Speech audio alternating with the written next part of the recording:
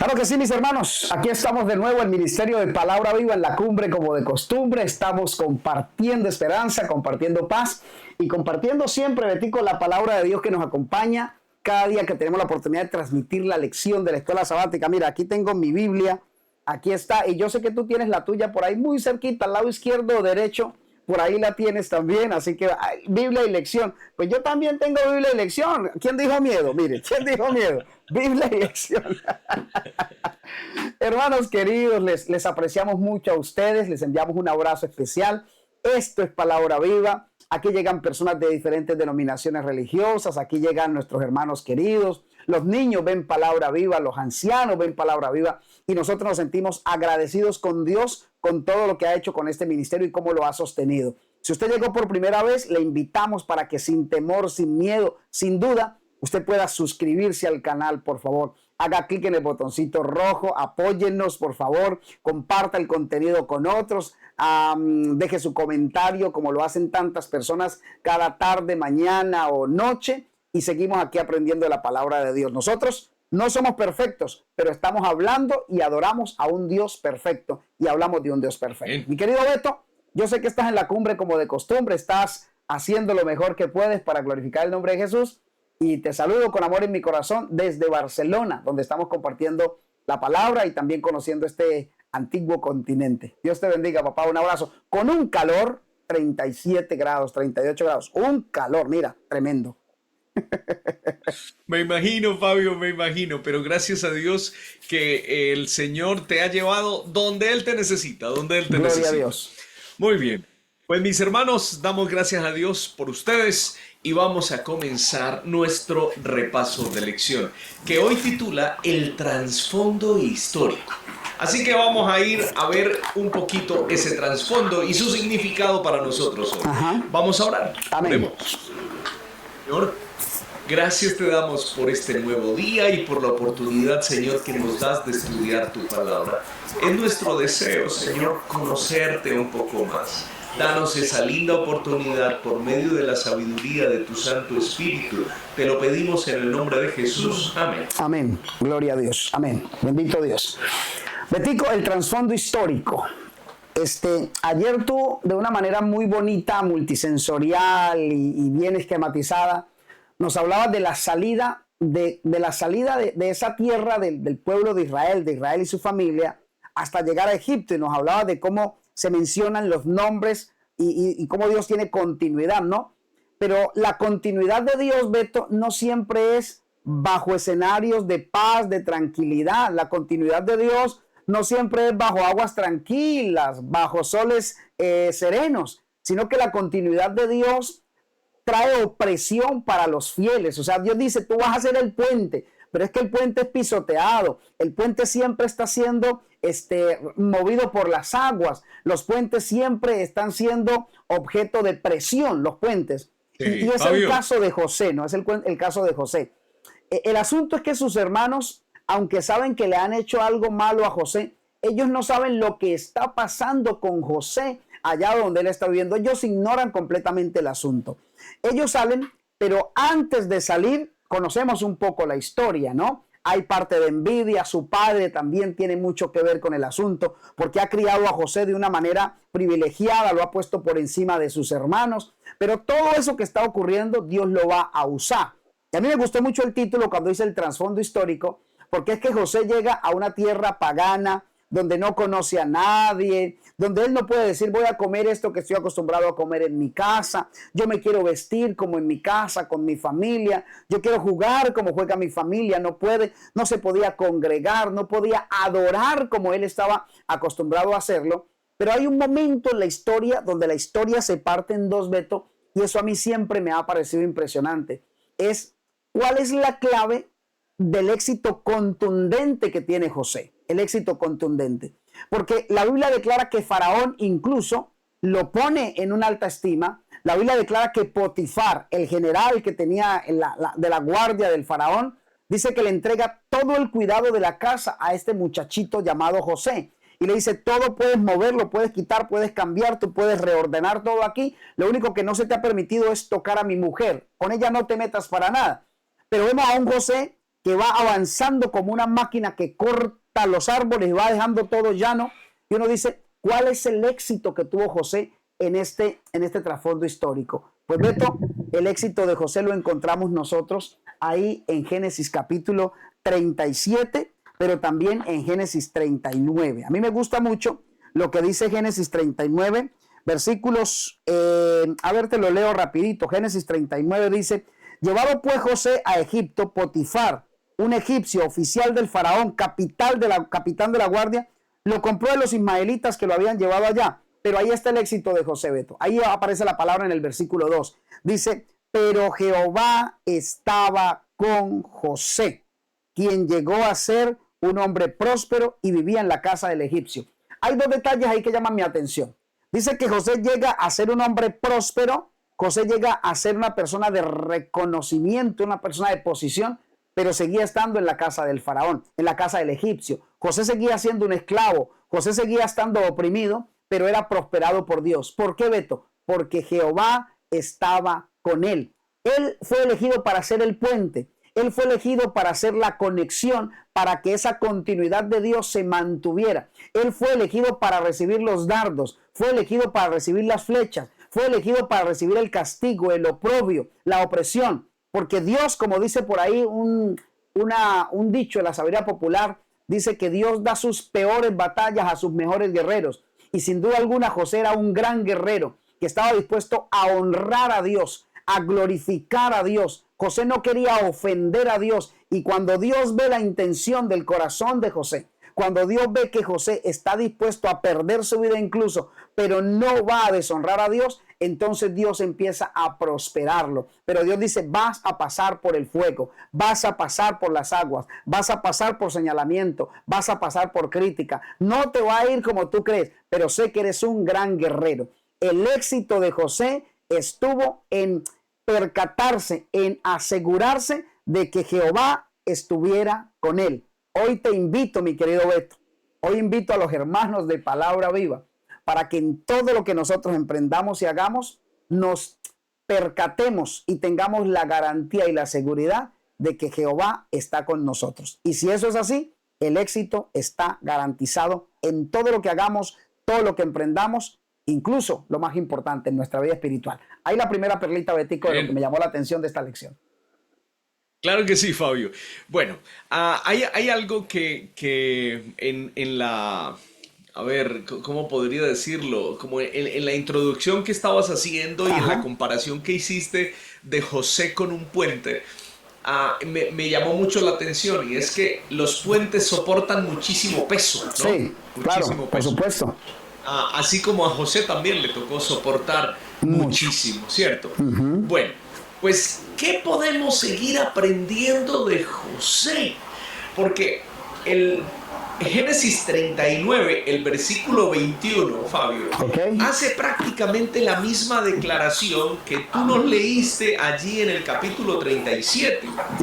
Porque es que dice, mas Jehová estaba con José y le extendió su misericordia. Esa declaración realmente me gustó muchísimo.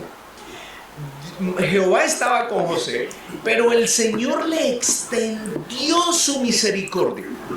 Fabio, es que cuando José llega a Egipto, José ya no puede comer todo lo que se ponía en la mesa.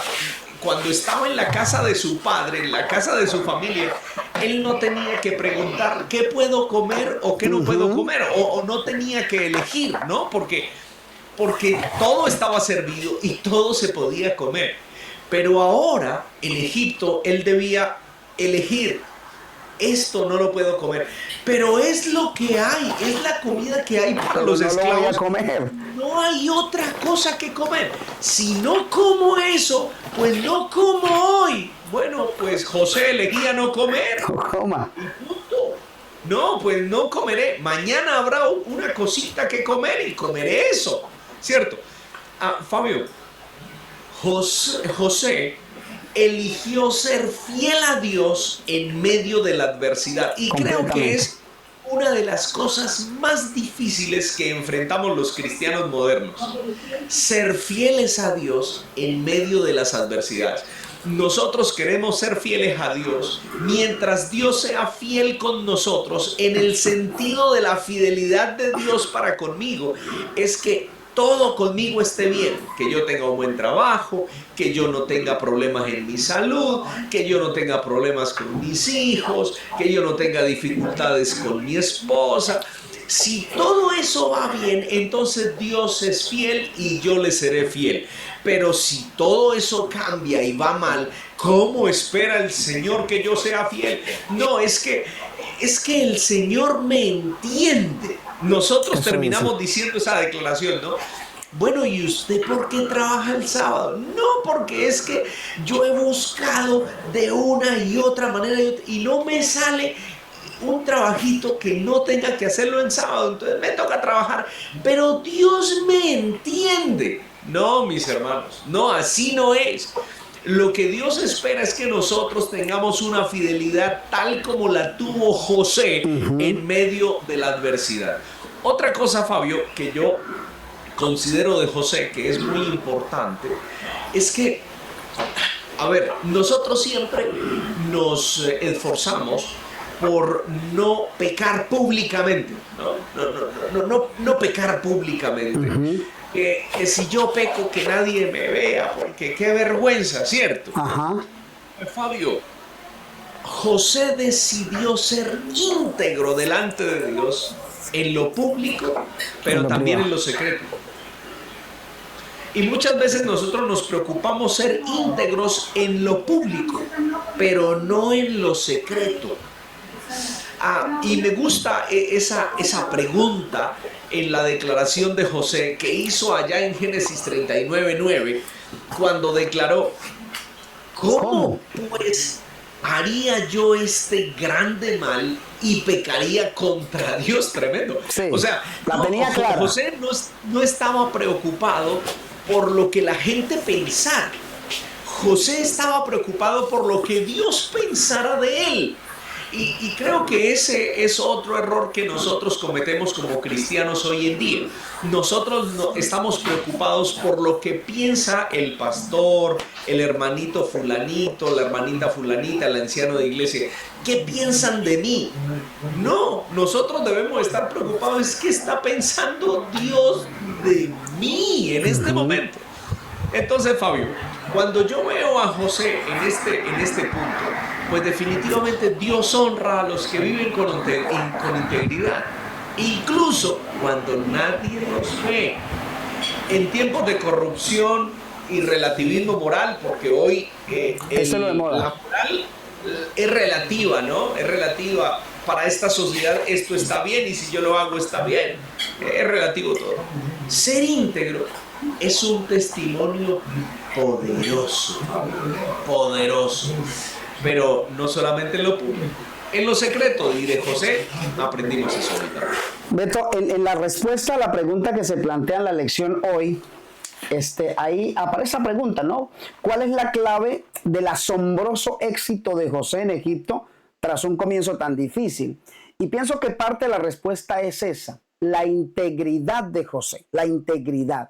Porque la integridad es eso, es la suma de todos los valores morales. Y José se preocupó más de lo que pudiera decir Dios que lo que dijera el hombre. Satanás ha llevado a la humanidad a un plano de que nos importe más lo que dice el ser humano, lo que dice el hombre. Lo que dice Dios no importa, porque como a Dios no lo estás viendo, entonces parece que el no verlo como que lo lleva a la inexistencia. Pero realmente en esa invisibilidad de Dios, Él está tomando registro atento de todo lo que nosotros hacemos, y es de ahí de donde parte nuestra bendición. No puede haber bendición en desobediencia. Muchas veces nuestra desobediencia nos ha privado, nos ha limitado de recibir grandes bendiciones que Dios tiene preparadas en el camino para nosotros. Esas bendiciones tienen que recibirlas otra persona que ha estado dispuesto a hacer las cosas a la manera de Dios. ¿Estamos de acuerdo con eso?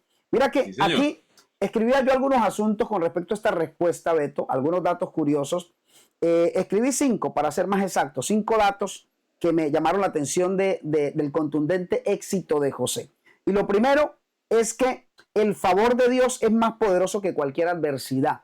porque a veces pensamos que esa adversidad ya nos va a hundir y de ahí no vamos a salir y ahí se acabó todo. Y lo digo especialmente para mí, porque atravieso esos momentos de la vida donde digo, bueno, ¿y cuál es la salida? ¿Hacia dónde es el camino? Tranquilo, Fori, tranquilo, Beto, tranquilo, hermano. Dios abre caminos donde no los hay. El favor de Dios, téngalo claro, siempre es más poderoso que cualquier adversidad. José perdió todo, menos la presencia de Dios. Y eso fue suficiente para convertirse de esclavo a gobernador. Número 2, mi querido Beto. Dios no necesita condiciones ideales para prosperar a sus hijos. No necesita. Oye, pero necesito hacer esto y esto en mi vida, en mi negocio para que vaya. Dios no lo necesita. Recuerde lo siguiente. José fue prosperado como esclavo y fue prosperado como prisionero.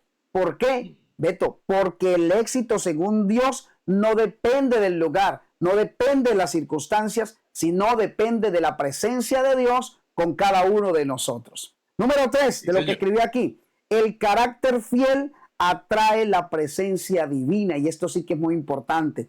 José decidió no pecar contra Dios, como tú nos lo explicabas de esa manera tan interesante, Beto, que nos hizo pensar en ese escenario de fidelidad de José. Él decidió no pecar contra Dios, aunque eso le iba a costar a él incluso la muerte.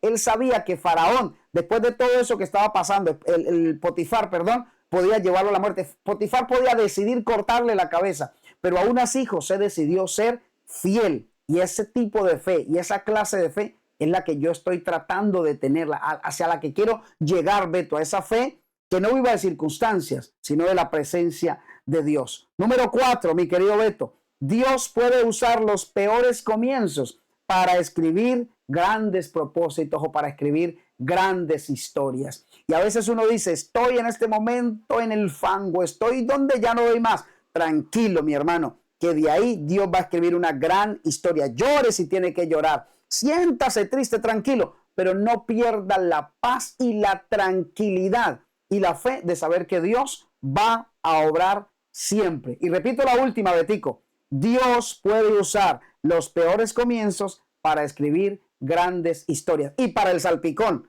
para que usted no se olvide, porque usted no me ha hablado del salpicón, pero yo lo tengo aquí escrito, porque lo puse de una vez y no alcanzo a llegar allá porque el tiempo no nos va a dar. Pero para el salpicón le tengo una frase, Beto. La frase que le tengo que vamos a estudiar el salpicón. En el día lunes es: el pasado no perdona. Hace tiempo esa frase dio muchas vueltas. Incluso hubo hasta una telenovela en Colombia que se llamaba así: el pasado no perdona. Vamos a ver qué tan real es esa frase y en qué escenarios encaja o qué tan mentirosa es. Ahí le dejo, compadre.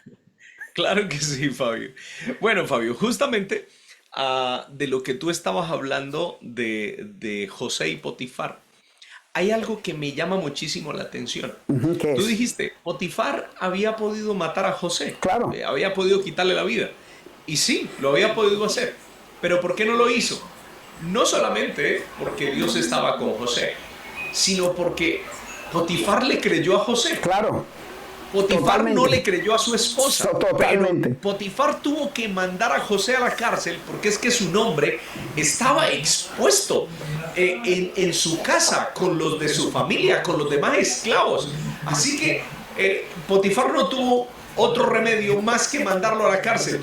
No le quitó la vida porque sabía quién era José, pero qué testimonio tan lindo el de José, ¿no? Inclusive impactó la vida de Potifar. Tanto así, Fabio, que a Potifar, cuando José se convierte en gobernador, la Biblia no menciona que Potifar haya sido removido de su cargo. Y José tampoco lo iba a hacer por haberlo mandado a la cárcel, ¿no? Usted me mandó a la cárcel, espere tantico que quede en el registro que Potifar deja de ser el principal de la guardia real del rey. No fue así, ¿no? Bueno, Fabio, hay algo más que podemos aprender precisamente de José y es la paciencia en el proceso. Y Fabio, esta es una de las cosas más complicadas que nosotros también nos enfrentamos en el cristianismo. Paciencia en el proceso. Y más cuando las situaciones pasan no de peor a mejor, sino de mejor a peor. Sino de peor. Sí. Bueno, señor, no solo el asunto es que pasa de peor a más peor, ¿no? Entonces es complicado. Sin embargo, nosotros vemos a un José esclavo y de la esclavitud pasa a la prisión, o sea, de un lugar complejo a uno mucho más complicado. Sin embargo, de la prisión sale a ser gobernador de Egipto.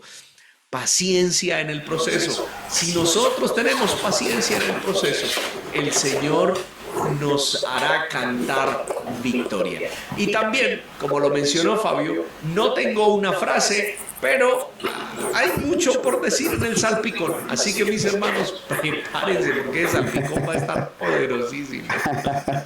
Se nos fue el tiempo, se nos acabó el tiempo de la lección de hoy lunes, hermanos, pero hay mucho más y los comentarios de ustedes con respecto a la vida de José y a ese comienzo difícil, pero la prosperidad de Dios, también queremos leerlos. Por ahora llegamos al final. Aquí tenemos nuestra promesa maravillosa. Déjenme se la comparto, hermano querido. Anútrase con esta promesa en este día. Salmo 34, 19. Muchas son las angustias del justo. Parece que este texto lo hubiese escrito el mismo José, Beto. Parece que esto hubiese sido escrito por José después de atravesar tantas luchas, ¿no? Muchas son las angustias del justo, pero él lo librará de todas ellas. Así como salió victorioso José. Atravesó la lucha, pero en la lucha no hizo en él el daño que Satanás se había propuesto para él. Bendito nuestro Dios. Así es. Pues no lo escribió José, pero lo escribió David, otro que tuvo que padecer muchísimo. Otra de luchas. Oremos. Amén. Señor, te damos gracias. Gracias, Señor, por el registro bíblico.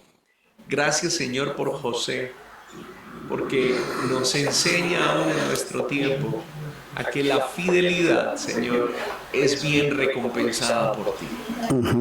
Que no nos has dejado solos en ningún momento, que ves nuestro sufrimiento, pero no solamente lo ves, nos escuchas y actúas en nuestro favor.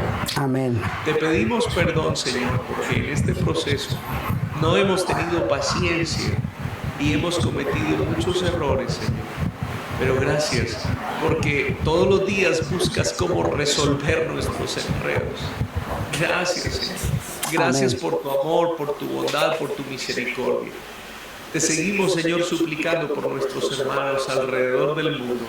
No sabemos qué situaciones complejas están viviendo, pero sí sabemos que tú estás con ellos y los librarás. Gracias, Señor, por este día y por traer esperanza a nuestro corazón. Te pedimos, Señor, que no nos abandones en el nombre de Jesús. Amén. Amén, Señor Jesús. Amén. Mis hermanos queridos, Dios bendiga, nos vemos mañana, 5 de la mañana, hora Colombia. No lo olviden. Chao. Sí, Señor. Palabra viva, el canal de la alegría. Sonría en medio de la lucha porque Cristo le ama. Chao, chao.